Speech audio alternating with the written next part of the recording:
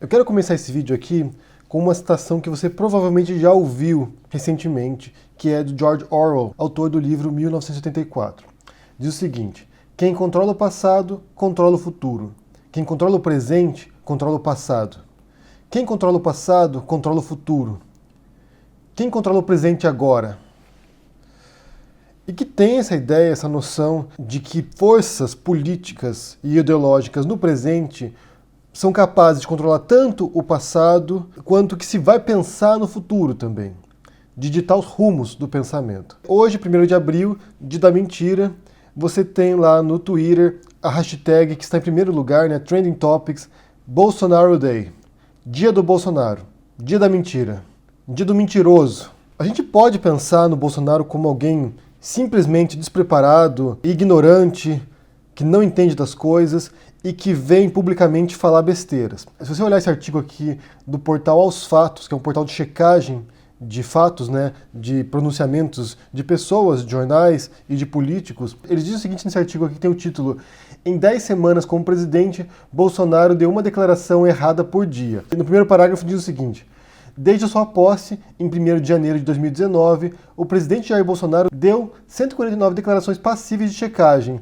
das quais 82 eram completamente falsas ou apresentavam algum grau de erro. Como eu disse, a gente pode pensar que alguém despreparado ou simplesmente ignorante, mas, na verdade, o que eu penso é que além disso, né, porque ele é isso também, mas além disso, é que essas mentiras, essas falsidades, esses erros, essas distorções nas falas dele, nas falas de quem o cerca, dos filhos dele, de outros políticos do PSL, de ministros, de youtubers de extrema-direita, do Olavo de Carvalho, não são apenas erros, não são apenas falsidades, não são apenas equívocos, são um projeto. Isso aqui é um projeto de poder, é um projeto de distorção intencional do passado e do presente para criar uma nova percepção, para levar ao futuro que eles querem, né? Aquilo que eles imaginam que é o correto. A gente tem visto isso agora, nesse exato momento, em relação à ditadura militar no Brasil, ao golpe militar de 64. Porque o que você tem visto ali, tanto na internet quanto entre o exército, né? Ontem eu recebi uma mensagem assustadora, e eu vou deixar o link para vocês aqui dessa publicação, que você pode ver aqui no portal do Ministério da Defesa, na parte do Exército Brasileiro, que tem a ordem do dia para 31 de março.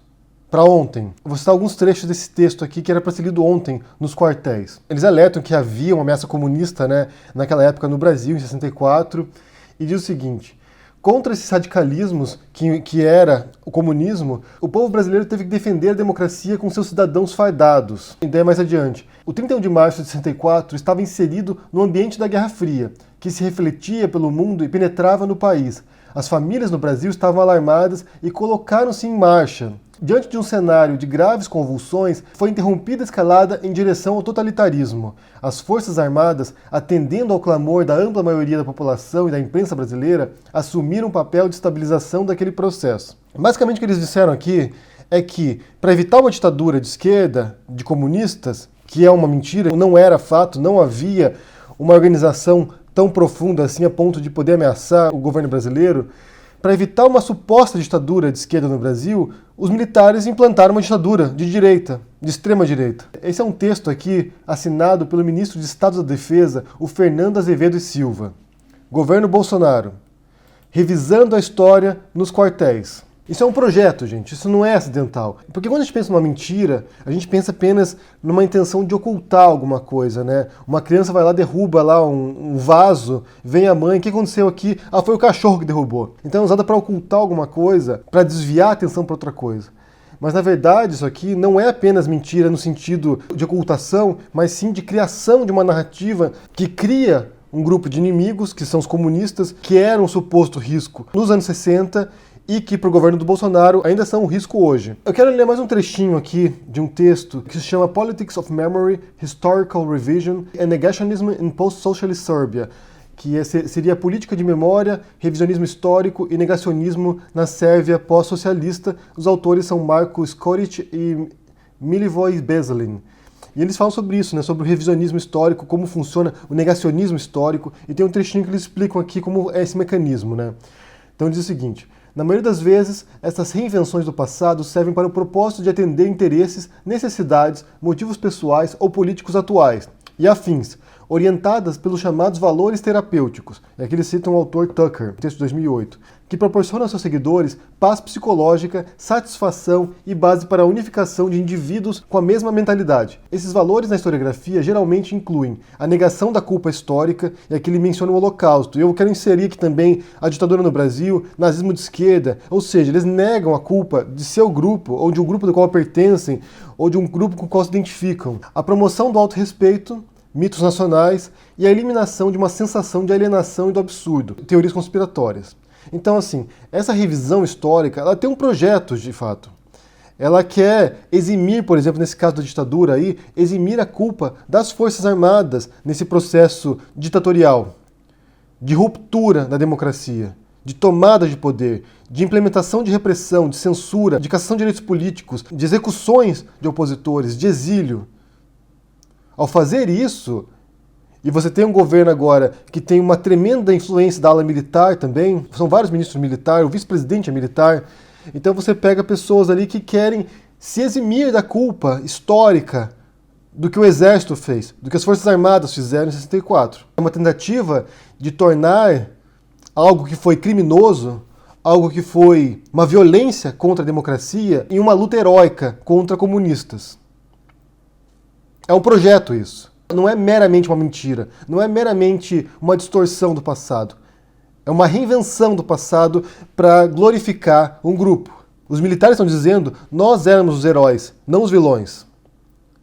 Nós implantamos uma ditadura? Implantamos, mas como reação a uma ditadura pior. Isso é um projeto, gente. Para vocês terem maior clareza sobre isso, eu vou citar aqui um artigo que é do Alê Santos, que ele publicou na Intercept ano passado. O artigo se chama Escrevi um quadrinho sobre racismo e Rui Barbosa e o mundo caiu na minha cabeça. E o Alê Santos fala nesse artigo aqui sobre a queima dos arquivos da escravidão ordenada pelo Rui Barbosa. Então, assim, você tem ali o fim da escravidão e o Rui Barbosa, junto com outros políticos também, decidem que o melhor para o Brasil seria queimar os registros dos escravos, de compra e venda de escravos, da origem deles. E a tese que o Alê Santos defende, e não apenas eles, mas outras pessoas também defendem, é que essa queima de arquivos foi uma negação do passado. Foi feita para que as pessoas não soubessem que houve escravidão no Brasil. Então teria a intenção de apagar vestígios do que foi a escravidão, de quão absurdo isso foi, de quão bárbaro isso foi no Brasil. A tese mais recente disso tem a ver que o Rui Barbosa teria queimado os arquivos para evitar que o governo tivesse que indenizar os donos de escravos. Mas, na verdade, quando você lê os registros daquela época, as reportagens da época, a intenção parece ser clara, de eliminar essa mácula histórica, de eliminar essa mancha da escravidão da história brasileira. Ao apagar esses registros, você está apagando uma parte da história brasileira, ou tentando apagar uma parte dessa história. É uma negação do passado. É um projeto de Brasil, é um projeto de futuro do Brasil. Se a gente apagar a mancha do passado, se a gente apagar a mancha da escravidão, então a gente apaga também essa culpa histórica tremenda, essa dívida com milhões de pessoas que foram escravizadas, e violentadas, e torturadas, e mortas. Isso é muito análogo ao que a gente vê agora com essa história da ditadura. Ao tentar reescrever o passado, o que aconteceu nos anos 60, é uma tentativa de negar o passado. Havia uma ameaça comunista, a gente evitou isso, nós somos heróis. O problema é que esse tipo de revisionismo histórico, esse tipo de negação do passado, ele se choca com as evidências históricas que a gente possui, com os documentos históricos, com os relatos, com as mortes, com as torturas. Então esse esforço pode ser feito, e ele tem sido feito pelo governo Bolsonaro e pelas Forças Armadas também, mas ele se confronta com o passado mesmo, com os fatos que a gente possui. Porque é algo ainda bastante recente. São apenas 55 anos desse evento. Há muita gente que está viva ainda, que foi torturada pelo regime. São herdeiros de pessoas que foram mortas pelo regime, parentes, pessoas que viram, pessoas que participaram das torturas.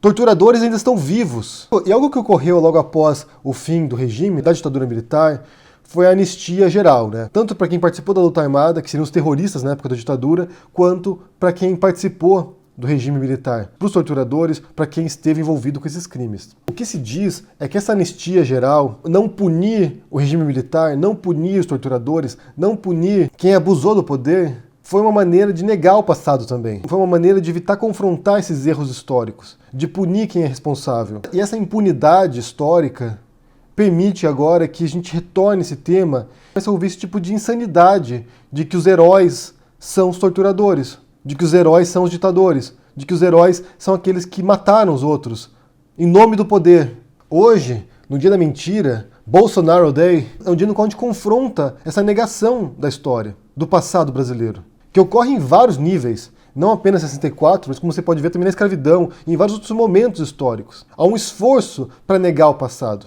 Esse esforço é realizado, por exemplo, pelo Brasil Paralelo, com um documentário recém-lançado agora sobre isso, que é um grupo que se esforça para negar o passado, reescrever o passado de maneira tendenciosa, enviesada e com propósitos políticos. Porque os historiadores sérios, eles têm critérios, eles têm métodos, eles têm uma maneira de trabalhar com os fatos, com as evidências, com o passado. Critérios esses que o Bolsonaro e a família dele não possuem, que o Brasil Paralelo não possui também, que o Nando Moura, que o Olavo de Carvalho, que o Terça Livre, que o Flávio Morgenstern não possuem. O que eles possuem, sim, é um projeto de poder, um projeto de distorção do presente e do passado e, de certo modo, como diria George Orwell, do futuro também. Reescrever o passado para controlar a narrativa futura. É isso que eles fazem. Eu quero saber o que vocês pensam sobre esse assunto aí, da reescrita do passado, da negação do passado brasileiro, tanto com a escravidão, por exemplo, como nesse caso da queima dos arquivos aí pelo Rui Barbosa, quanto do golpe de 64. O que você pensa que eles têm em mente quando fazem isso? O que eles querem? Me diga aí embaixo. Deixa no comentário, deixa o joinha, assina o canal, ajude no apoia